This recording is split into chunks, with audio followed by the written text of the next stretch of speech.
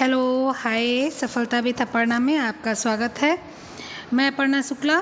आज हम लोग कुछ क्वेश्चन आंसर करेंगे, ठीक है। कुछ क्वेश्चन आंसर NCERTs के हैं और एक दो क्वेश्चन आंसर मैंने खुद से जो है डाल दिया है और कुछ क्वेश्चन आंसर मैंने आपके यूथ से ले लिया है, ठीक है। बहुत ज़्यादा क्वेश्चन नहीं मैंने डाला है, मैं शायद 38 क्वेश्चंस हैं, तो इसमें हम लोग बढ़िया क्वेश्चंस हैं। आपके कुछ टॉपिक्स तो बिल्कुल क्लियर हो जाएंगे। तो इस क्वेश्चन आंसर को करिएगा, पूरा वीडियो देखिएगा, लास्ट तक वीडियो देखिएगा। इसमें मैं आपसे 2-3 क्वेश्चंस पूछूंगी, उसका मुझे आंसर दीजिएगा। First thing. सेकंड थिंग क्या है कि जो है लाइक शेयर सब्सक्राइब जरूर कर दिया कीजिए, लाइक किया कीजिए, क्योंकि बहुत मेहनत करती हूँ मैं। तबीयत वगैरह में मेरी ख़राब रहती है, फिर भी मैं आप लोगों के लिए बहुत मेहनत करती हूँ। दूसरा कि आप लोग जो है सब्सक्राइब किया कीजिए, खुद भी सब्सक्राइब किया कीजिए और शेयर किया कीजिए, ताकि वो लोग भी सब्सक्राइब करो और यहाँ पर आएँ और लोग जुड़ें। देखिए, आप लोगों की मदद से मैं 100 जो है सब्सक्राइबर्स को पार की हूँ। तो आप लोग मेरा परिवार हैं, मेरी फैमिली है। तो अगर आप लोग मेरा सपोर्ट नहीं करेंगे तो कैसे काम चलेगा। परिवार का सपोर्ट जो हर मेंबर करता है ना एक दूसरे का, तो उसी तरह से आप लोगों को मेरा सपोर्ट करना चाहिए, ठीक है। तो जो है एक अच्छे बच्चे की तरह से मेरा सपोर्ट किया कीजिए और लाइक किया कीजिए, शेयर किया कीजिए, सब्सक्राइब किया कीजिए और नीचे कमेंट किया कीजिए, ठीक है। आप लोग से मेरा निवेदन है, जितने लोग देखते हो प्लीज़ लाइक कर दिया करो। लाइक करने से मुझे लगता है कि हाँ, आप लोगों ने पसंद किया है। और सिर्फ व्यूज़ बढ़ाने से कुछ नहीं होता, मतलब कि आप आओ और तुरंत चले जाओ। सब आप आया करो और पूरी वीडियोस देख के तब जाया करो। हर वीडियो से कुछ ना कुछ सीखने को मिलता है। ऐसा कुछ नहीं है कि आप आओगे और जो है 2 मिनट देखे और चले गए, तो उससे जो है कुछ फ़ायदा होगा। कुछ फ़ायदा नहीं होगा। जब तक आप पूरी जानकारी नहीं ले लोगे तब तक आपको लाभ नहीं मिलेगा, ठीक है। तो ये सारी कुछ बातें थी, मैं नाम नोट करके रखी हूँ। वो अभी मैं नाम बताऊंगी आपको। कब बताऊंगी? वीडियो के लास्ट में। कितने लोग मेरे पास कमेंट करते हैं, मुझे बहुत खुशी होती है वो लोग कमेंट करते हैं, क्योंकि वो मेरे रेगुलर जो है बच्चे हो गए हैं जो मुझे कमेंट करते हैं। तो मैं उनका लास्ट में नाम बताऊंगी, ठीक है। तो अभी हम लोग क्वेश्चन आंसर शुरू करते हैं। क्वेश्चन आंसर बहुत सिंपल, बहुत बढ़िया क्वेश्चन है। चलिए शुरू करते हैं। तो शुरू करेंगे हम लोग फर्स्ट क्वेश्चन से, ठीक है। तो फर्स्ट क्वेश्चन देखते हैं। बड़ा कर लूँ वरना आप लोग बोलोगे कि जो है छोटा था, दिख नहीं रहा था, इसलिए फुल साइज़ में बिल्कुल कर लेती हूँ। तो बजट है, बजट के कुछ महत्वपूर्ण प्रश्न हैं। बजट मैंने आप लोगों को पढ़ाया हुआ है। बजट नहीं पढ़ाया हुआ मैंने, बजट नहीं पढ़ाया हुआ अभी आप लोगों को, लेकिन और मैंने बहुत सी चीज़ें पढ़ा रखी हैं। आय व्यय बचत पढ़ा रखा है, उसके कुछ क्वेश्चन डाले हैं, तो वो सब आप करेंगे, ठीक है। तो बजट भी यहाँ नहीं, बजट भी मैंने पढ़ा रखा है, तो आप उसको जाकर पीछे देख लीजिए। और वॉइस नोट भी डाल रखा है, तो वॉइस नोट और पीछे आप दोनों जा सकते हैं देखने के लिए, ठीक है। चलो शुरू करते हैं। बजट की प्रमुख मद है। मद मतलब कहाँ कहाँ बजट खर्च किया जाता है और कहाँ कहाँ बजट यूज किया जाता है। तो बजट का प्रमुख मद है, क्या है? भोजन है, बचत है, वस्त्र है, आवास है। तो बजट जब हम लोग करते हैं तो सबसे पहले हम लोग भोजन, वस्त्र, आवास, ये तो है, ये हम लोग बचत करते, ठीक है। ओ बहुत मोटा है, मैं थोड़ा इसको पतला करूँगी, ठीक है। बहुत मोटा है, बहुत मोटा है। हम लोग क्या करेंगे? बचत करेंगे, ठीक। और मैं कलर भी इसका थोड़ा चेंज करूँ, मुझे कलर काला तो मुझे बिल्कुल पसंद नहीं है, ठीक है। फिर तो इसका आंसर हो जाएगा बचत। नेक्स्ट क्या है? नेक्स्ट क्वेश्चन आपका क्या है? बजट बनाते समय किसका ज्ञान होना आवश्यक है? बजट बनाते समय किसका ज्ञान होना आवश्यक है? तो देखो, आय कितना आपके घर में आया, व्यय कितना आपने खर्च किया, और आय व्यय खर्च करने के बाद कितना बचा, तो ये बजट बनाते समय क्या आवश्यक। बचत तो बात की बात है, बचत जब होगा तब होगा। पहले आपको तय करना होगा कि आय कितना आपको आया, व्यय कितना आपने किया, तो आपका ये दोनों आंसर सही होगा, ठीक है। आय और व्यय दोनों, ठीक है। नेक्स्ट क्वेश्चन पढ़ते हैं हम लोग आगे। बजट के संबंध में प्रमुख अर्थशास्त्री हैं, कौन है? Columbus, angel, doctor Edward, doctor Amartya Sen. तो बजट के उसमें बहुत लोग हैं, लेकिन यहाँ पर इन चारों में सिर्फ एंजिल हैं बहुत, लेकिन इस क्वेश्चन में सिर्फ एंजिल हैं, ठीक है। नेक्स्ट क्या है? नेक्स्ट हम लोग पढ़ेंगे बजट के अनुसार कार्य करने से व्यक्ति क्या रहता है। ठीक है, बजट के अनुसार अगर व्यक्ति कार्य करता है तो व्यक्ति को क्या मिलता है।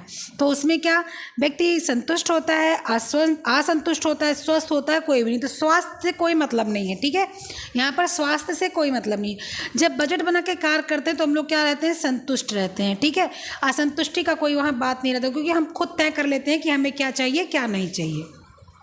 ठीक है, फिर नेक्स्ट हम लोग क्या करेंगे, नेक्स्ट बढ़ेंगे हम लोग आगे। नेक्स्ट क्या है, क्वेश्चन नंबर 5, भारत में पारिवारिक बजट बनाने में क्या कठिनाई होती है। भारत में पारिवारिक बजट बनाने में क्या कठिनाई होती है। पहला है शिक्षा का अभाव, दूसरा है सामाजिक प्रथाएं, तीसरा है कर का भय और चौथा है अन्य कारण। ये नेक्स्ट पेज में हम लोग को जाना पड़ेगा। तो नेक्स्ट पेज में मैं यहीं पर भी लिख लेती हूँ, नहीं तो आपको नेक्स्ट पेज में जाना पड़ेगा। तो ये दो चीज़ें नहीं दिखेंगी। पहला है शिक्षा का अभाव, दूसरा है सामाजिक प्रक्रिया, तीसरा है कर का भय, तीसरा है कर का भय। ठीक है, तीसरा है कर का भय और इसके बाद चौथा है अन्य कारण। चौथा क्या है, अन्य कारण।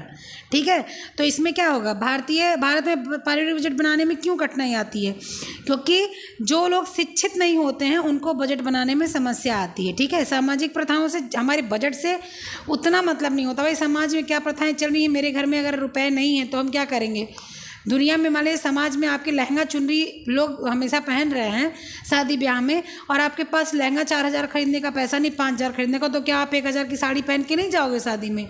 तो आपको शिक्षा का अभाव होना चाहिए। भाई शिक्षा अगर आपको जानकारी नहीं होगा तो अपने घर वालों का सर खाओगे। नहीं, मुझे लहंगा ही चाहिए, चाहे तुम जाओ चोरी करके लाओ, चाहे तुम डकैती करके लाओ। लेकिन अगर आदमी शिक्षित है, सब पढ़ा लिखा है, तो वो बोलेगा अच्छा कोई बात नहीं भाई, आपके पास लहंगा का पैसा नहीं है तो ठीक है, आप साड़ी खरीद दो, हम उसी को किसी तरह से सीधा पल्ला उल्टा पल्ला बंगाली कुछ पहन के चले जाएंगे। ठीक है, तो इसमें शिक्षा का अभाव होगा। अब क्वेश्चन नंबर 5 के लिए हम लोग नेक्स्ट पेज पे आ जाते हैं। नेक्स्ट पेज क्या है, बड़ा कर लेते हैं इसको हम। ठीक है, नेक्स्ट पेज में आ गए। क्वेश्चन नंबर क्या, देखो मैंने कर का भय अन्य कारण वहाँ बता दिया था। ठीक, क्वेश्चन नंबर 6 है, आय और व्यय में संतुलन बनाए रखने हेतु तो कौन सा बजट उत्तम होता है।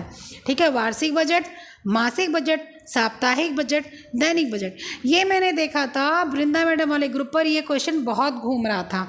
ठीक है, तो ये क्वेश्चन का आंसर क्या होगा, ये क्वेश्चन का आंसर होगा आपका मासिक बजट। ठीक है, मुझे एक लड़की ने बताया था, वो बिंद्रा मैडम के ग्रुप की लड़की थी, तो बोल रही थी कि दीदी ये जो है क्वेश्चन बहुत घूम रहा है, मैं बिंद्रा मैडम के ग्रुप में ज्वाइन हूँ वहाँ पर, तो प्लीज़ इसको क्लियर कर दीजिए। तो किसी ने साप्ताहिक बजट दिया था, किसी ने दैनिक बजट दिया था, वो बच्ची बता रही थी मुझे, तो मैंने बताया था उसको कि मासिक बजट होता है।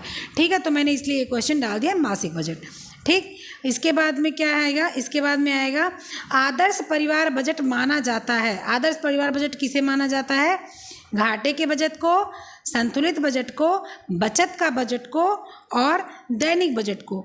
तो किसको माना जाता है, तो भाई घाटे का बजट, कोई बजट का मतलब नहीं होता कि घाटा हो जाए। दैनिक बजट को, रोज बजट बनाना कोई मतलब नहीं हो पाता, बन ही नहीं पाता। बचत का बजट कोई बजट नहीं होता है, बचाने का कोई मतलब थोड़ी होता है, खाएंगे नहीं बचाएंगे, पहनेंगे नहीं बचाएंगे, सोएंगे नहीं बचाएंगे। तो इसके लिए क्या होगा, संतुलित बजट। ठीक है, संतुलित बजट होगा। ठीक, नेक्स्ट है फिर क्या, एक मिनट, हाँ ठीक है, नेक्स्ट है गृह व्यवस्था सुचार। मैं थोड़ा सा इसको सही कर देती हूँ ना, मैं बाद में यही भेजूंगी आप लोगों के पास, मैं थोड़ा इसको मिटा के सही कर देती हूँ।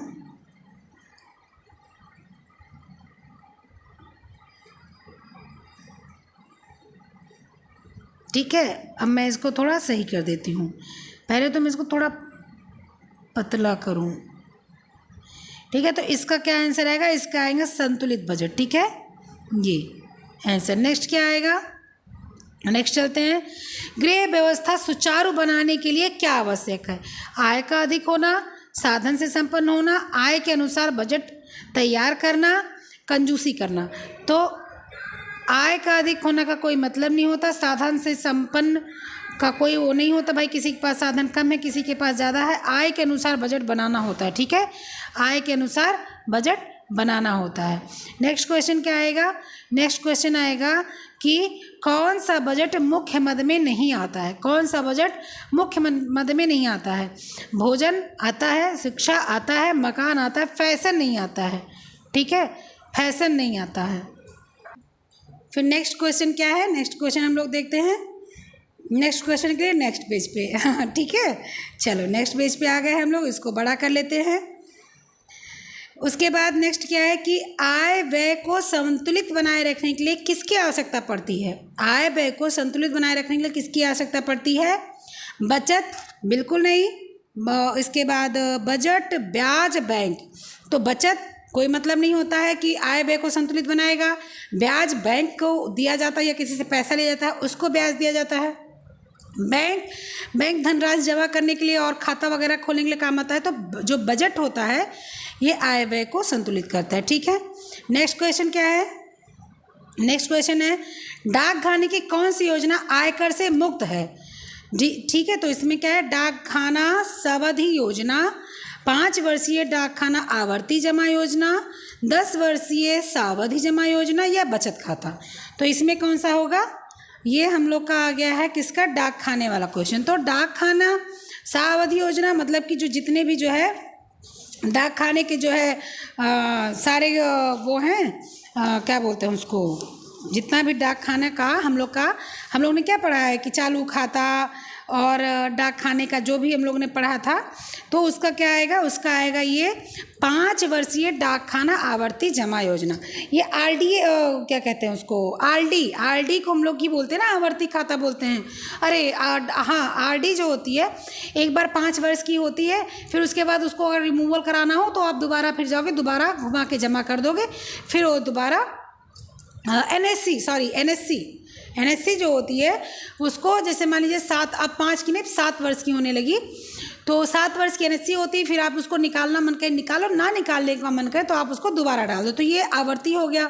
ठीक है, तो 5 वर्षीय डाक खाना आवर्ती जमा योजना जो होती है वो आपकी आयकर मुक्त होती है। ठीक है, तो इसका आंसर टिक मार्क होगा 5 वर्षीय। नेक्स्ट क्वेश्चन क्या है? नेक्स्ट क्वेश्चन है बचत का सबसे अच्छा तरीका क्या है? धन को छुपा कर रखना, सोने चांदी आभूषण खरीदना, धन का विनियोग करना, धन को सरकारी संस्था में जमा करना। तो जो है धन को छुपा कर रखना, कोई पता नहीं क्या हो जाए। सोने चांदी के आभूषण खरीदना, तो ये भी जो है सही उत्तम चीज़ नहीं है। धन का विनियोग करना और धन सरकारी संस्था में जमा करना। तो मैं तो इसमें मतलब आंसर जो मैंने बुक में पढ़ा उसका आंसर तो इसमें धन को सरकारी संस्था में जमा करना बताया। ठीक है, जो बुक का आंसर है वो क्या बताया है कि धन को सरकारी संस्था में जमा करना। ठीक है, ये अगर आपका क्वेश्चन आता है तो आप इसी को टिक मार्क करोगे कि ये एनसीईआरटी यानी एससीईआरटी बुक का क्वेश्चन है तो यही होगा। लेकिन मान लो कि जो है अगर आपका जो है क्वेश्चन ये चीज़ ना आकर और धन सरकारी संस्था ना आकर कुछ और आए, तो इसमें आप क्या करोगे? धन का विनियोग करना। ठीक है, और अभी के लिए ये सही है। ठीक, चलो नेक्स्ट आगे बढ़ते हैं।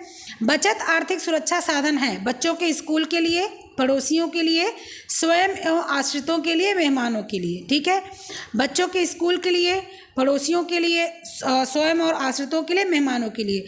तो आर्थिक सुरक्षा साधन तो सबसे पहले बच्चों की पढ़ाई के लिए करा जाता है। ठीक है, और उसके बाद अगर उससे बच जाता है तो स्वयं और आश्रितों के लिए। तो इसलिए सबसे अच्छा साधन क्या है? बच्चों के स्कूल के लिए। नेक्स्ट क्वेश्चन क्या है?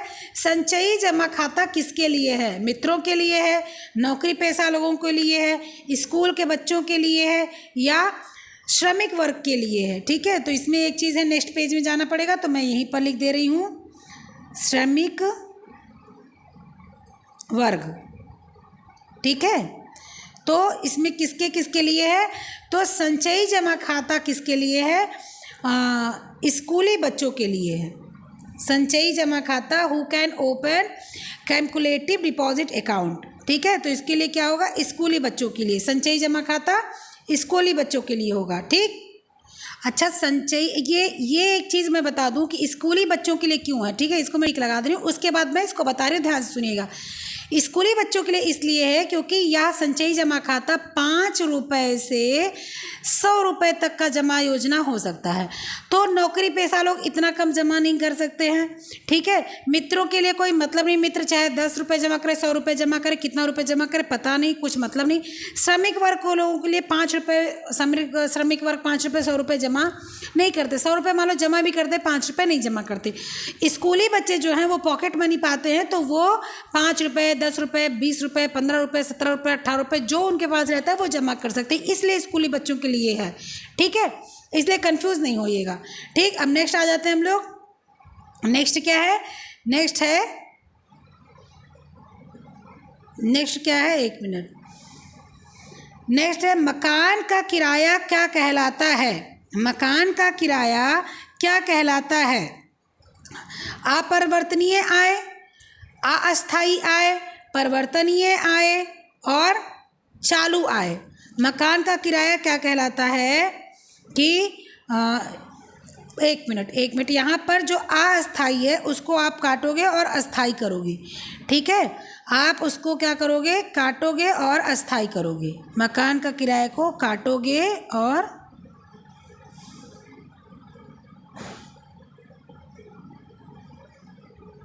ठीक है, हो गया। तो आप क्या करोगे कि अब आप इसको अस्थायी करोगे, अस्थायी करोगे।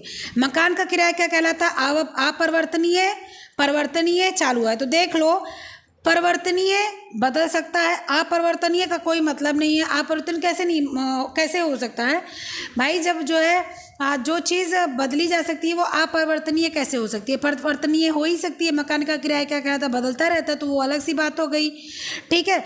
और चालू आय, तो चालू आय को कभी खाली रहेगा, कभी रहेगा, कभी खाली रहेगा, कभी करेगा, तो चालू आय नहीं है, ठीक है।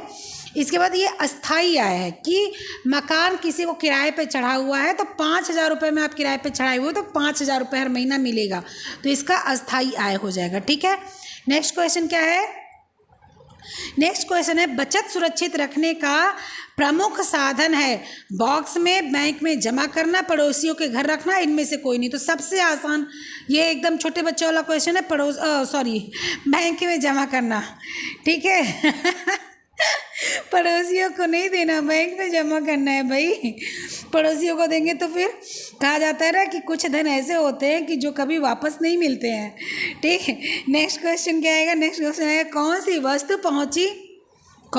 वस्तु पूंजी नहीं है, ठीक है। कौन सी वस्तु पूंजी नहीं है? कौन सी वस्तु, मैं इसको थोड़ा सा यहाँ पर पूंजी लिखूंगी, ठीक है। यहाँ पर मैं पूंजी लिखूंगी। कौन सी वस्तु पूंजी नहीं है?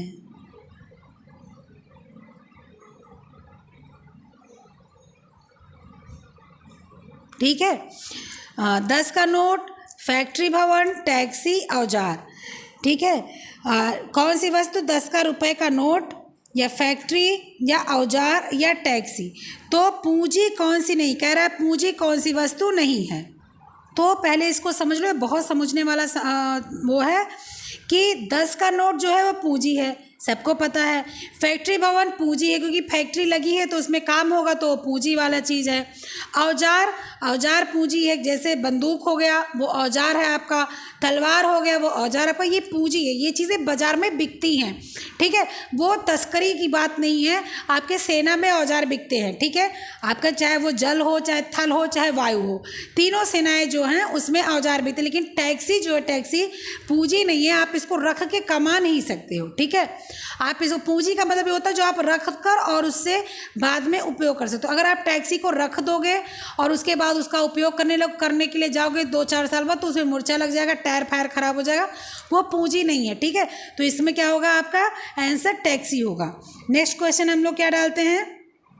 नेक्स्ट क्वेश्चन हम लोग डालेंगे बचत का मुख्य उद्देश्य है। बचत का क्या मुख्य उद्देश्य है? भूतकाल की सुरक्षा, भविष्य की सुरक्षा, वर्तमान की सुरक्षा और उपरोक्त में से कोई नहीं। तो सबको पता है बचत की क्यों सुरक्षा की जाती है? बचत की सुरक्षा की जाती है भविष्य के लिए, ठीक है। नेक्स्ट क्वेश्चन क्या है? नेक्स्ट क्वेश्चन है किसी शुभ अवसर पर दिए जाने वाला चेक कौन सा चेक कहलाता है? ठीक है, तो ट्रैवल चेक कहलाता है। फिर नेक्स्ट पेज पर आ जाएं क्योंकि इसमें 3 ऑप्शन है, ठीक है। और इसके बाद क्या है? क्रॉस चेक कहलाता है, और उसके बाद में आपका उपहार चेक कहलाता है, और ऑर्डर चेक कहलाता है। ठीक है, क्या था क्वेश्चन? क्वेश्चन था कि किसी शुभ अवसर पर दिया जाने वाला चेक कौन सा चेक कहलाता है? तो एकदम साफ साफ है, क्रॉस चेक नहीं है। क्रॉस चेक कौन सा चेक होता है? मैंने चेक का चैप्टर पढ़ाया हुआ है, आप वहाँ पर जाकर देखना। ऑर्डर चेक कौन सा है? वो भी मैंने पढ़ाया हुआ है, आप जाकर वहाँ पर देखना। मैंने वॉइस नोट डाला हुआ है, ठीक है, और मैंने वीडियो भी डाली हुई है चेक की, उसमें पिक्चर के साथ समझाया हुआ है, तो आप पीछे जाकर आप देखना उसको। और उपहार चेक जो है वो जब कुछ होता है तो दिया जाता है। ठीक है, नेक्स्ट क्वेश्चन क्या है? नेक्स्ट क्वेश्चन बहुत अच्छा है। स्टील के बर्तनों को किस चीज़ से साफ करते हैं? स्टील के बर्तनों को किस चीज़ से साफ करते हैं? तो क्या राख से साफ करते हैं? क्या सूखे चूने से साफ करते हैं? क्या सोडे से साफ करते हैं, या बिम से? ठीक है, ये जो आपका राख है ये अलग है। ठीक है, तो राख से साफ करते हैं, सूखे चूने से साफ करते हैं, सोडे के घोल से साफ करते हैं। ठीक है, तो किससे साफ कर, या बिम से साफ करते हैं? तो हम लोग किससे साफ करेंगे? हम लोग साफ करेंगे बिम से। ठीक है, हम लोग बिम से साफ करेंगे। नेक्स्ट क्वेश्चन क्या है? पीतल के फूलदान की सफाई की जाती है, किससे की जाती है? चूना से, ब्रासों से, रेत से, साबुन से। तो ब्रासो एक पाउडर और एक चीज़ होता है कि वो तो लिक्विड होता है ब्रासो, तो उसको रगड़ के बिना पानी के उसको रगड़ा जाता है तो उससे साफ़ हो जाता है। ठीक है, फिर बाद में उसको साफ़ कपड़े से पोंछ दिया जाता है। आजकल जो हम लोग पीताम्बरी कहते हैं, पूजा का बर्तन धुलते हैं पीताम्बरी से। पीला बर्तन होता है या फूल की थाली होती है तो वो पीले कलर की होती है, उसको पीताम्बरी से धुल दो तो वो चमक जाती है। तो पीताम्बरी में ब्रासो ही जो होता है, वो ब्रासो और पीताम्बरी एक ही चीज़ है। ठीक है, ब्रासो जो होता है वो क्रीमी फॉर्म में होता है, पीताम्बरी पाउडर फॉर्म में होती है। तो ब्रासो इसमें आंसर होगा। आपका क्या आंसर होगा? आपका आंसर होगा ब्रासो। नेक्स्ट क्वेश्चन, नेक्स्ट क्वेश्चन है क्या है? तांबे के वस्तुओं को साफ किया जाता है किससे? सिरका या नींबू से, नमक तथा सोडे से, साबुन तथा पानी से, चूना, सोडा व सिरका के मिश्रण से। तो ये भी क्वेश्चन बहुत घूम रहा था इधर उधर, इसका आंसर होगा चूना, सोडा व सिरका का मिश्रण। ठीक है, ये सारी चीज़ें ऑथेंटिक है, कहीं से इधर उधर आपको खोजने की जरूरत नहीं है। जो मैं बता रही हूँ बिल्कुल आप आंख बंद करके भरोसा कर सकते हैं, क्योंकि ये मैं इधर उधर की किताबों से नहीं बता रही, इधर उधर के किसी मैं क्वेश्चन पेपर से नहीं बता रही। और जो मैं क्वेश्चन पेपर से भी बताऊँगी उसको मैं बिल्कुल क्लियर करके बताऊँगी, ऐसे नहीं जो है मुँह उठा के कुछ भी बता दूँगी। ठीक है, तो आप लोग इसको आप जो है बिल्कुल एकदम क्लियर कर सकते हो। नेक्स्ट क्वेश्चन क्या है? नेक्स्ट क्वेश्चन हम लोग का आएगा पत्थर के सामान को साफ कैसे करना चाहिए? ठीक है, पानी से धोकर, सूखे कपड़े से, साबुन के घोल में, मतलब पानी, साबुन और पानी के साथ, साबुन के घोल से, और इसके बाद में क्या है? सभी से। तो पत्थर का आप सबको साफ कर सकते हो। तो पत्थर में कोई प्रॉब्लम नहीं है। जैसे कि अगर संगमरमर का पत्थर है, मूर्ति हो, तो उसको भी आप हर चीज़ से साफ कर सकते हो, सूखे कपड़े से भी साफ कर सकते हो, साबुन के घोल से भी। तो इसमें क्या आंसर आएगा? इसमें आएगा सभी। नेक्स्ट क्वेश्चन क्या है? चांदी के बर्तनों को साफ करना चाहिए किस चीज़ से? तो चांदी के बर्तनों को किस चीज़ से साफ करना चाहिए, ये आप लोग का क्वेश्चन है। तो क्वेश्चन आप लोगों का ऑप्शन नेक्स्ट पेज में आएगा। तो नेक्स्ट पेज हम लोग देख लेते हैं। फिर नेक्स्ट पेज आ गया। नेक्स्ट पेज को पहले बड़ा करेंगे, उसके बाद देखेंगे। मिट्टी के तेल से साफ करेंगे, सर्फ से साफ करेंगे, या पेट्रोल से साफ करेंगे? ओहो, एक ऑप्शन छूट गया है, मैं एक ऑप्शन यहाँ ऊपर ही नोट डाउन कर देती हूँ। ठीक है, एक ऑप्शन जो जरूरी ऑप्शन था वही छूट गया है, तो उसको मैं नोट डाउन करूँगी। किससे? कि नमक से, नमक प्लस सोडा, ठीक है, मिले गरम पानी से। ठीक है, मिले गरम पानी से। ठीक, चांदी के बर्तन किससे हम लोग धुलेंगे? नमक, सोडा जो मिलकर एक गर्म पानी बनता है उससे धुलेंगे। ठीक है, मिट्टी का तेल का कोई मतलब नहीं, सर्फ का कोई मतलब नहीं, पेट्रोल का कोई मतलब नहीं। पेट्रोल वगैरह डालेंगे तो वो झड़ जाएगी चांदी। नेक्स्ट क्वेश्चन क्या है? भोजन के गैर पोषणीय घटक हैं रेसे, जल, वर्ण यौगिक या सभी। अब देखो पोषण क्या देता है, जल पोषण देता है, हम लोग को हाइड्रेट करता है, डिहाइड्रेशन से बचाता है। वर्ण यौगिक जो कलरफुल रहते हैं, जैसे क्लोरोफिल से हमको जो है ग्रीन चीज़ें मिलती हैं, ग्रीन क्लोरोफिल हमारे शरीर को लगता है, ठीक है। ब्लैक चीज़ खाते हैं तो हम लोग को आयरन मिलता है, ब्लैक मतलब काला चीज़ तो कुछ नहीं खाते, जैसे हम लोग चुकंदर खा रहे हैं आयरन मिल रहा है, ठीक है। हम लोग पपीता खा रहे हैं कैरोटीन मिल रहा है। तो ये सारी चीज़ें कलर से मिलती है। वर्णक जो है जो होते हैं यौगिक उससे मिलते हैं। जो रेसा होता है वो रफेज होता है, वो भूसी होता है, वो चीज़ें से हमको कुछ नहीं मिलता, हम लोग का पेट वगैरह साफ होता है, ठीक है। अल्सर वगैरह में रेसे वाला भोजन नहीं देना चाहिए, अन्यथा नुकसान करता है। तो इसका आंसर क्या आएगा, इसका आंसर आएगा रेसा। नेक्स्ट क्वेश्चन क्या आएगा, नेक्स्ट क्वेश्चन आएगा ट्राइडज़िल टेस्ट निम्न में से किससे संबंधित है, ठीक है।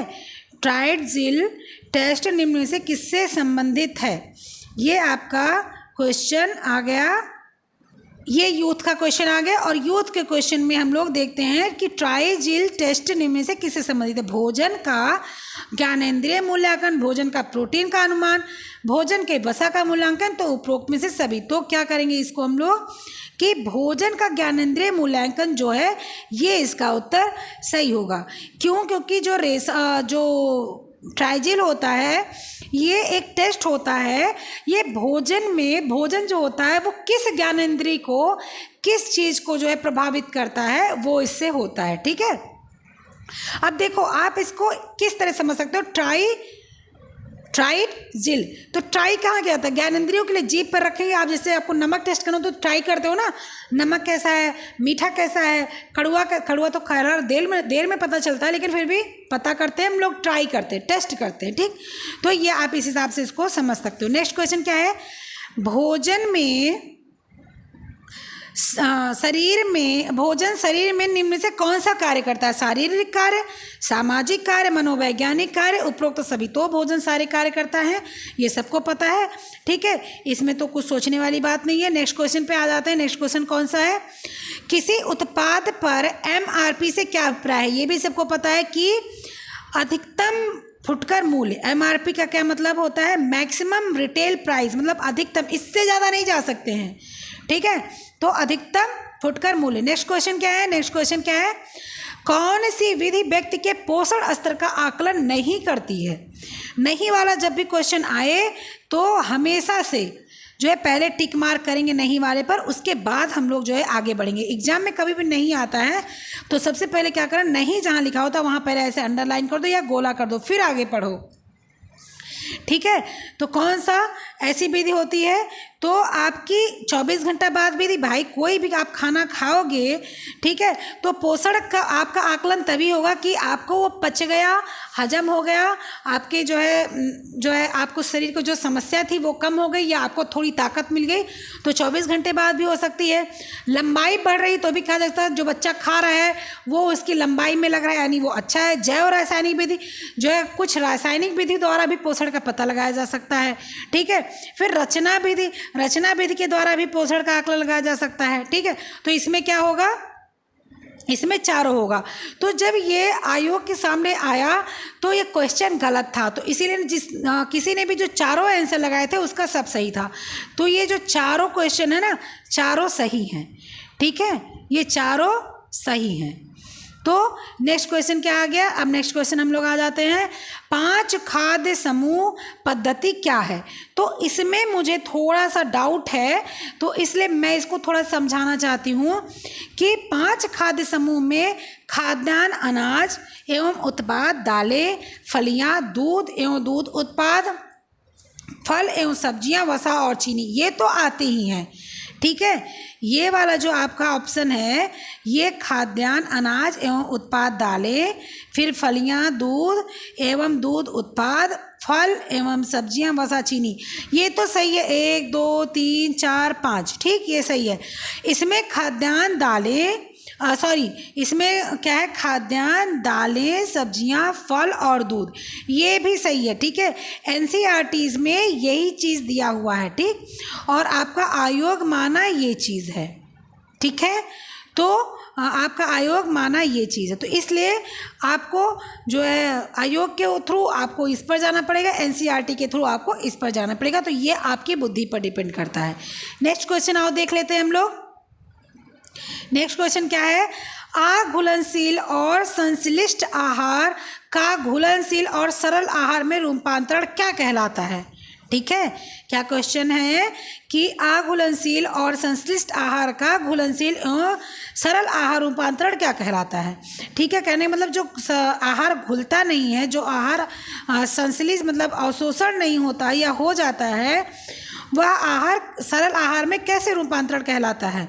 तो आत्मसात्करण, जब वो अघुलनशील है तो आत्मसात्करण कैसे हो सकता है? पाचन, जब अघुलनशील है तो पाचन कैसे हो सकता है? आहार की जब वो घुलनशील नहीं है और संश्लेषित आहार का घुलनशील और सरल आहार में रूपांतरण करना है तो आहार कैसे हो सकता है? आधारीय चय अपचय, मतलब जो आपके पृष्ठभूमि पर जो आपने खाया और वो जो चयापचय हो रहा है उसको ये हम बोलेंगे कि अघुलनशील और संश्लेषित आहार का घुलनशील किस तरह से होगा। ठीक है, कुछ चीज़ें अघुलनशील होती हैं तो खाने के बाद में वो अंदर जाकर क्या होता है कि पचता है, तो जो है वो उस पर मतलब जो चयापचय है वो वहाँ पर डिपेंड करता है। ठीक है, तो इसका आंसर होगा आधारीय चयापचय। नेक्स्ट क्वेश्चन क्या है? नेक्स्ट क्वेश्चन हम लोग चलते हैं। नेक्स्ट क्वेश्चन है राल क्या होता है? राल जो जीभ से चूता है उस राल की बात नहीं हो रही है, ये राल की बात हो रही है कि राल वर्णक है, रंजक है, रंग है, धागा है। तो राल क्या होता है? राल को रेजिन भी कहते हैं, जो एक गोंद जैसा जो है पदार्थ होता है, जो जैसे आप आम के पेड़ को देखो, जब आम का पेड़ पुराना हो जाता है तो उसमें से जगह जैसे गोंद निकलता है, उसी तरह से राल निकलता है जो घी में उसमें हींग में मिलाया जाता है। ठीक है, जो हींग में मिलाया जाता है वही होता है, जिसको चीड़ से या और कोड़धारी पेड़ इन सब चीज़ों से वो राल निकलता है। और इसको किस में मिला देते हैं? इसको हम लोग हींग में मिला देते हैं और इसी से अगरबत्ती वगैरह भी बनाई जाती है, इससे खुशबू वगैरह भी लाने का भी काम किया जाता है। तो ये हो गया क्या आपका? ये है आपका राल एक वर्णक है। ठीक है, राल एक वर्णक है, गोंद जैसा है। ठीक, सॉरी, हाँ, राल एक, हाँ सही है, वर्णक है, गोंद जैसा पदार्थ है। ठीक है, तो आंसर इसका वर्णक आ जाएगा। वैसे यहाँ पर वर्णक ना लिखकर इसको रेजिन लिखना था, रेजिन लिखा होता तो ज़्यादा सही होता। मैं लिख दे रही हूँ रेजिन। ठीक है, मैं लिख दे रही हूँ रेजिन। ठीक, नेक्स्ट क्वेश्चन है डॉक्टर एम स्वामीनाथन द्वारा निम्नलिखित में से कितने खाद्य पदार्थ निम्नलिखित में से कौन से खाद्य वर्ग की अनुशंसा की गई है? डॉक्टर एम स्वामीनाथन द्वारा निम्नलिखित में से कौन से खाद्य पदार्थ की अनुशंसा की गई है? ठीक है, तो कितने खाद्य पदार्थ बांटे गए हैं? 4 वर्ग में, 5 वर्ग में? वैसे मैं यहीं पर आंसर बता दूं, आपके 11 वर्ग में बांटे गए हैं। ठीक है, तो आपके कितने वर्ग में? 11 वर्ग में बांटे गए हैं। ये देखिए 11 वर्ग में, मैं भी दिखा देती हूँ आपको, पहले इसको थोड़ा बड़ा कर देती हूँ। तो एक 11 खाद्य वर्ग में बांटे गए हैं, 7 में नहीं, 4 में नहीं, 5 में नहीं, 11 खाद्य वर्ग में। ठीक, मैं आपको इसको बता देती हूँ कौन से 11 खाद्य वर्ग हैं। पहला है अनाज एवं ज्वार, दूसरा है फलियाँ, तीसरा है गिरियाँ और तिलहन, चौथा है सब्जियाँ, पाँचवा है फल तथा अन्य प्राणिज आहार, दूसरा फिर वसा एवं तेल, फिर शक्कर एवं अन्य चीज़ें, स्टार्च युक्त आहार, मिर्च और मसाले। ये सारी चीज़ें 11 चीज़ें जो इन्होंने बांटी हैं। नेक्स्ट क्वेश्चन क्या है?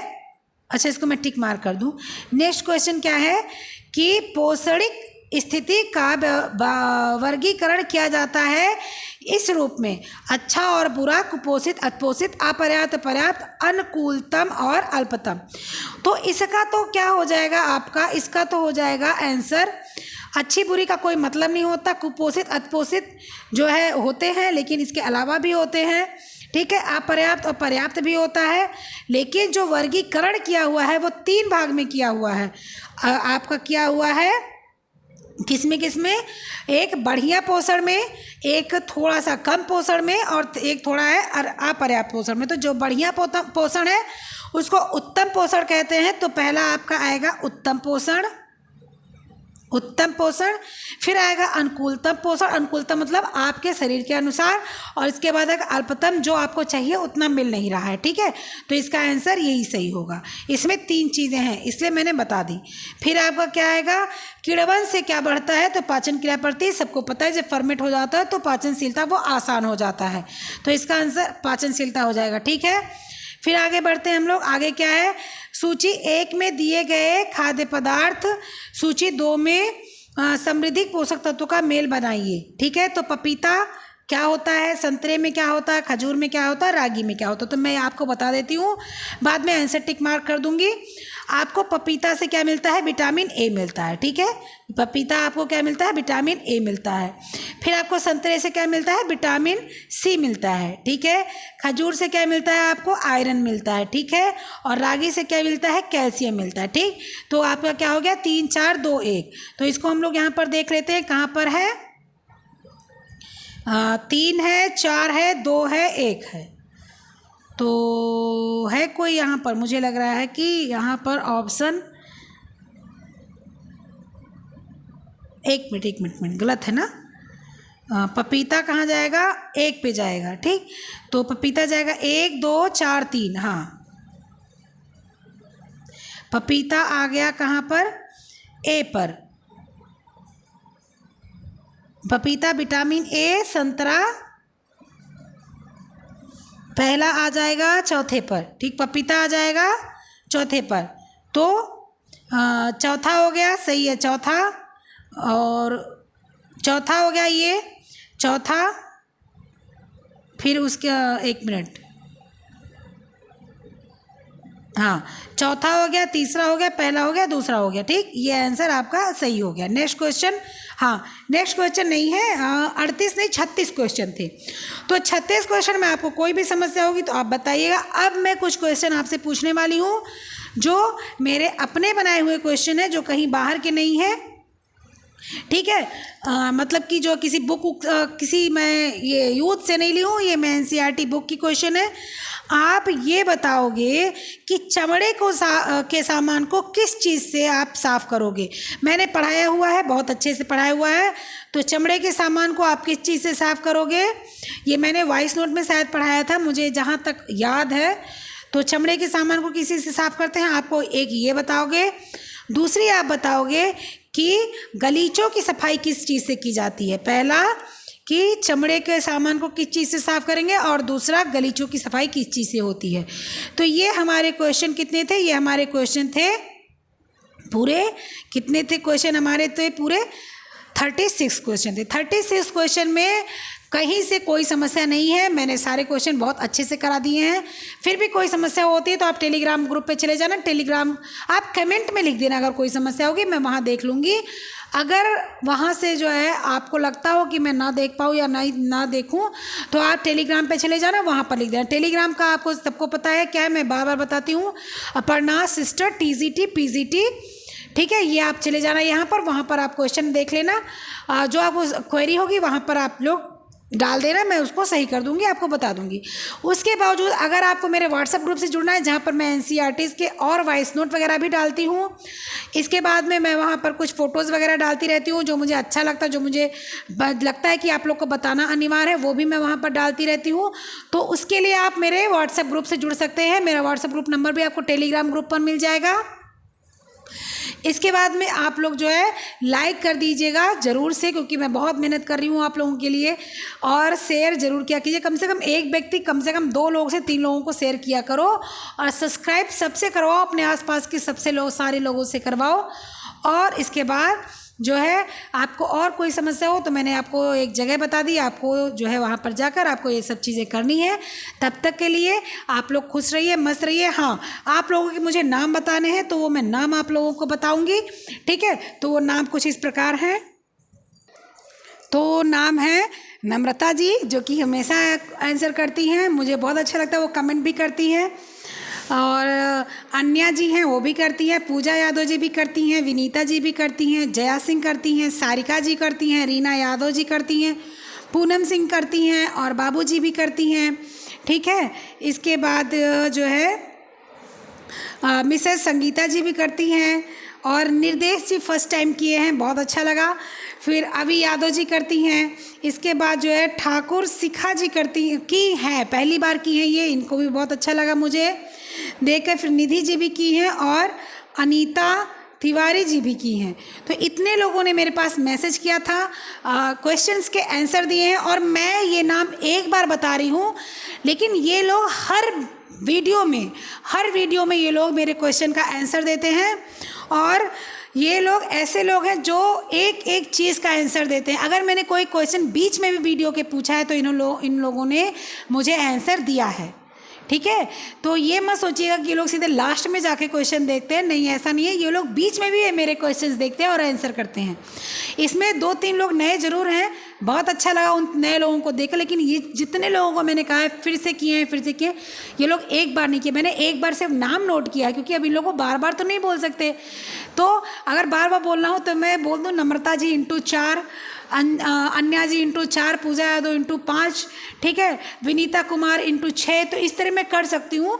तो आप लोग ये समझ लीजिए कि जितनी भी वीडियो मैं डालती हूँ इन सब में इन लोगों का नाम है, चाहे वो जो है अनी जी हो, अवी जी हो, निर्देश जी फर्स्ट टाइम किए हैं, मिसेस संगीता भी 2-3 बार की, बाबू जी भी हमेशा करती हैं, पूनम सिंह जी, रीना जी, सारिका जी, जया जी, विनीता जी, पूजा जी, अनीता जी, नम्रता जी, ठीक है, और निधि जी, ये सारे लोग हमें रिप्लाई करते रहते हैं, बार बार कमेंट करते रहते हैं। तो मुझे बहुत खुशी होती है, इसलिए मैं इन लोगों का नाम ले रही हूँ। फिर जितने लोग मेरे जो है वीडियो पर कमेंट किए होंगे नीचे, उनका नाम मैं फिर से लूँगी इसी तरह से। तब तक के लिए आप लोग पढ़ते रहिए, खुश रहिए, मस्त रहिए, खाते पीते रहिए, और तैयारी अपने एग्जाम की करते रहिएगा। स्वास्थ्य का ध्यान जरूर रखिएगा, ठीक है। चलो, ओके, बाय।